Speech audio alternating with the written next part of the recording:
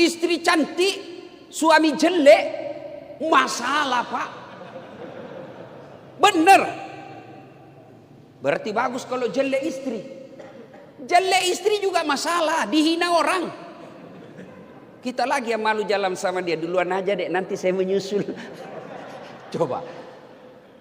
Cantik istri masalah, jelek istri masalah.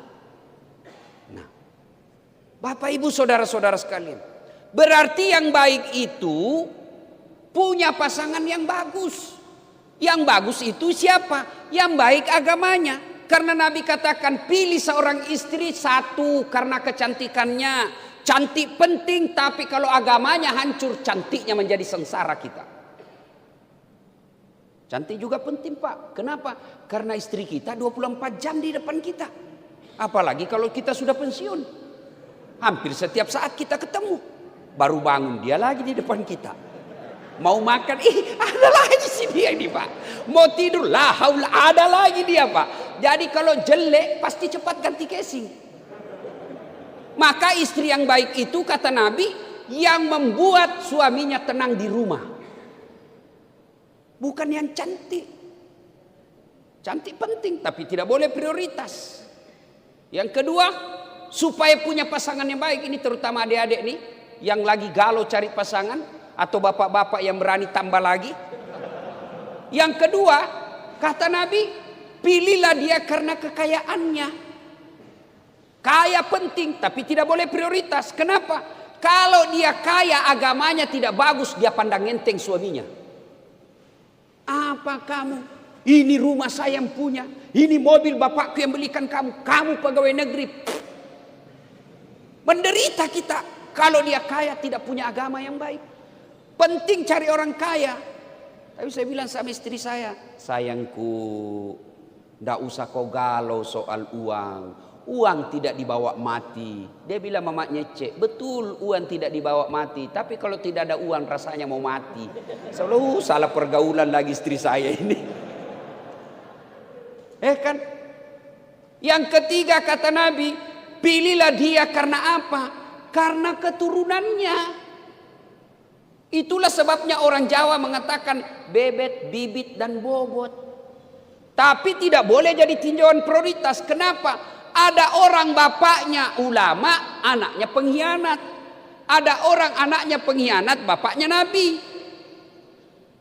Nabi Ibrahim. Bapaknya itu Alsor, penyembah berhala. Bukan cuma penyembah berhala, dia yang bikin patung berhala. Anaknya jadi Nabi. Ada juga bapaknya Nabi, anaknya jadi pengkhianat. Nabi Nuh alaihi salam. Jadi penting cari keturunannya. Tapi tidak boleh jadi prioritas. Dan kata Nabi yang keempat, kalau kalian mau tenang, utamakan agamanya. Agama nomor 4. Tapi anak mahasiswa saya bilang, Ustadz, secara hierarki, kenapa agama nomor 4? Mestinya agama nomor 1. Saya bilang betul nomor 4. Tapi dia tidak titik di situ, dia koma. Utamakan agamanya, karena dengan agama kau dapat segala-galanya. Ada orang bukan keluarga baik-baik.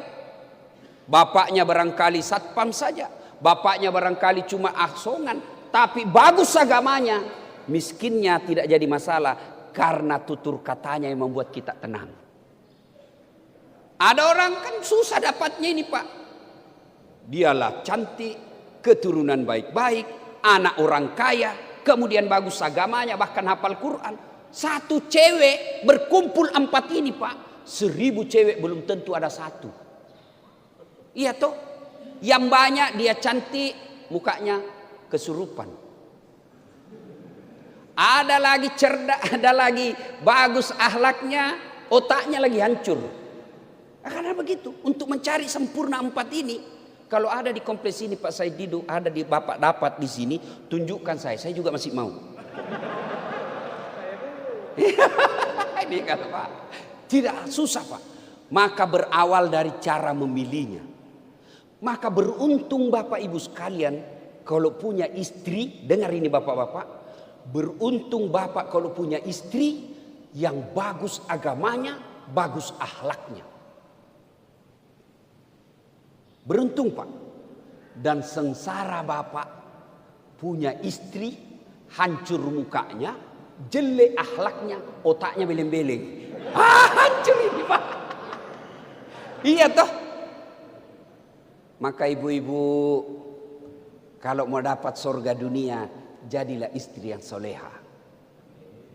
Bapak-bapak mau dapat surganya dunia, jadilah suami seperti Rasulullah. Biar kata rumah kita bocor-bocor, orang kata mobil kita lebih sering mogoknya daripada baiknya, tapi suami istrinya baik, insya Allah surga dunia. Yang paling sengsara, jeleklah istri kita, tukang ngomel lah dia, tukang gosip, ndak sholat, ndak tahu masak. Dia bilang, nyesal saya pilih kamu. Terlambat bos. Karena ini banyak orang menderita gara-gara istri Pak. Dan banyak orang sengsara istrinya gara-gara suami. Halo ibu, ibu, bu, bu. Ini banyak yang ibu-ibu dia bilang begini. Kalau marah sama suaminya, Pak, kau pilih mamamu atau saya istrimu? Bapak pernah dikasih pilihan begitu? Pernah toh? Nggak usah ngaku, yang penting, oh saya pernah ini Ustaz. Ibu-ibu pernah kan ngomong begitu sama suami? Hah? Nah, pencitraan lagi tuh. Iya kan?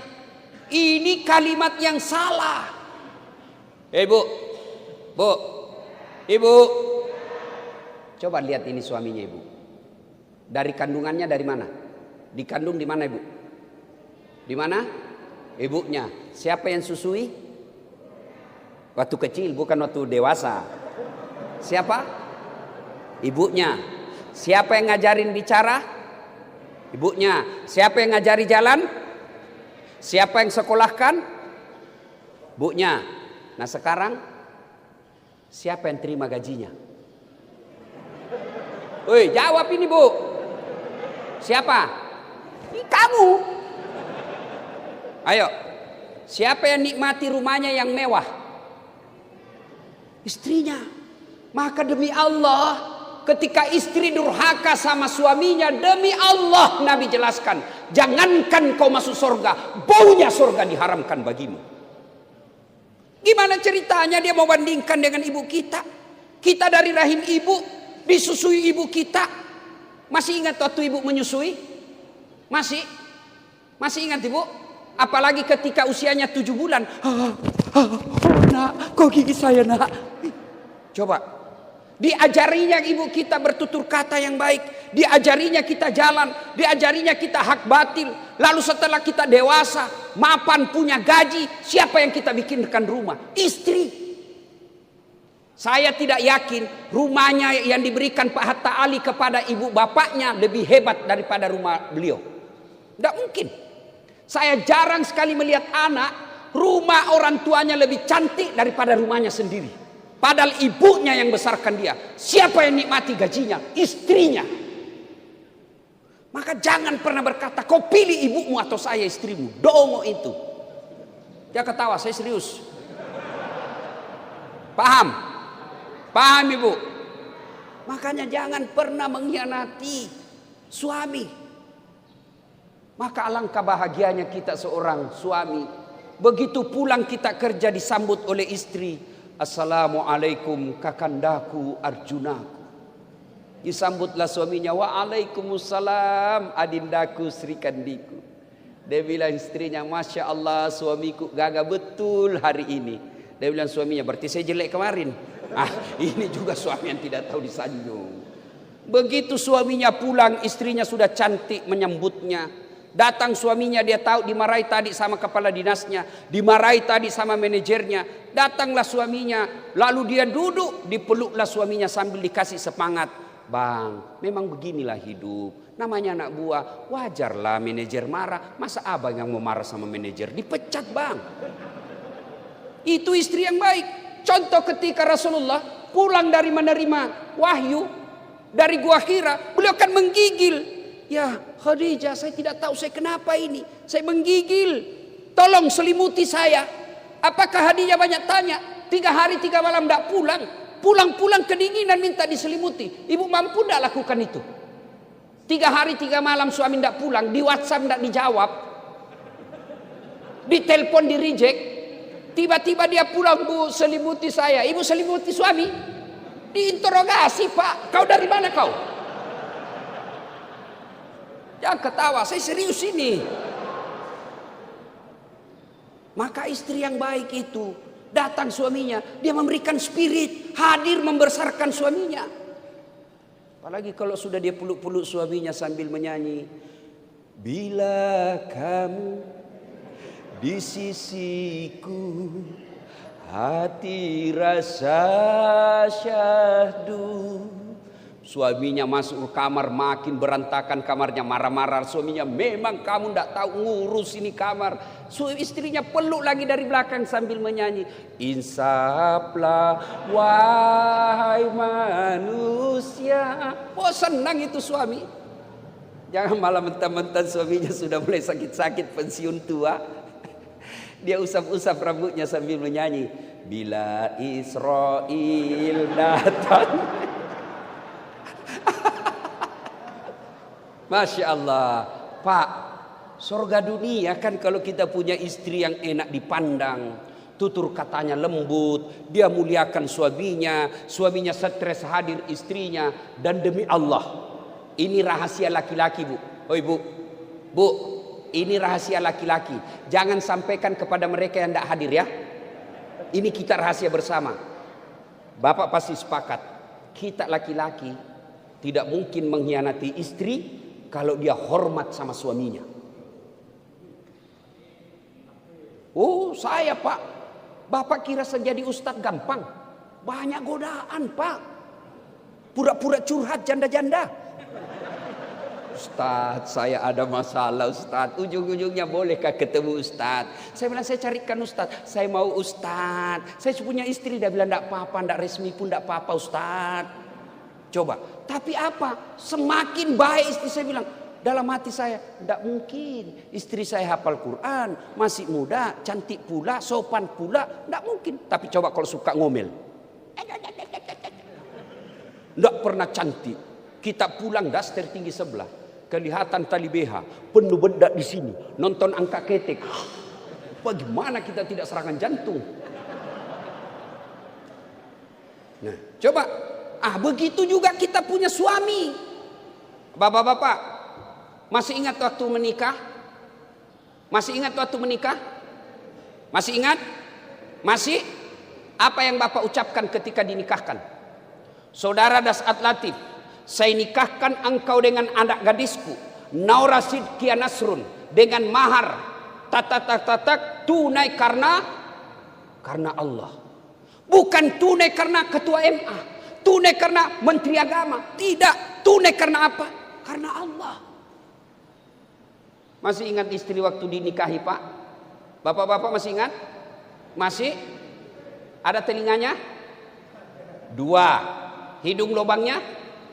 Lengkap. Coba. Mata? Lengkap. Original semua, Pak. Bapak ready terima jadi. Tidak perlu lagi diajar bicara. Tidak perlu lagi diajar jalan. Bahkan dia sudah sarjana.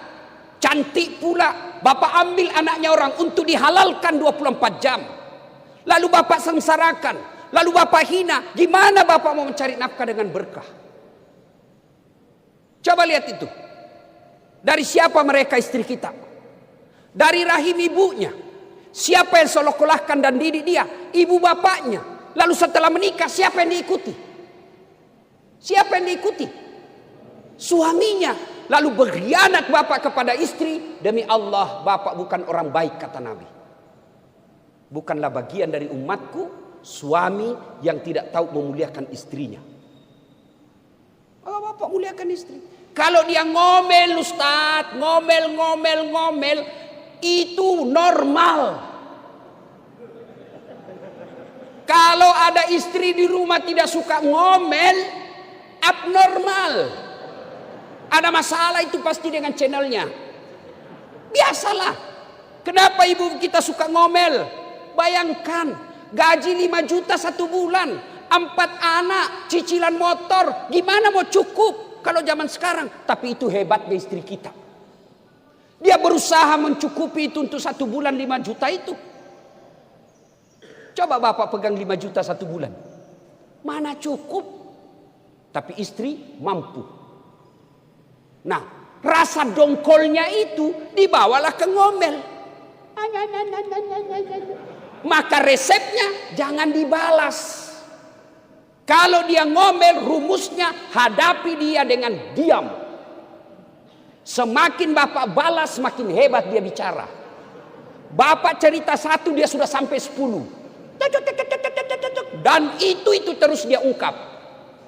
Itulah itu normal, biasa. Dan cara menghadapi istri begitu, tanamkan kesabaran, hilangkan ego.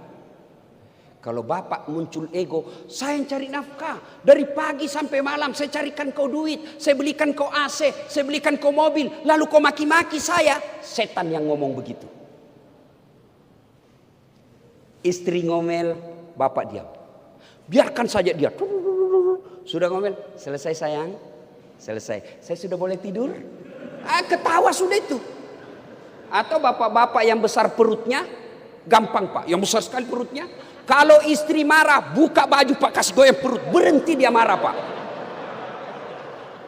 Coba amalkan pak. Tapi kalau ego masuk, saya ini yang kaya. Saya ini yang berikan kau rumah. Itu setan yang bicara. Tapi ngomelnya istri, jadikan amal. Gimana caranya? Diam. Tidak bisa saya diam Ustaz. Ambil pil tidur. Pak 2 biji. Tidur pak. Dan itu juga ibu kalau ngomel. Kalau suami tidak ngomong, jangan disuruh ngomong. Karena juga itu kita diam. Kenapa kau diam? Kau balas. Apa penjelasanmu? Diam pak. Suami yang soleh, istri yang soleha, itulah hebatnya dunia.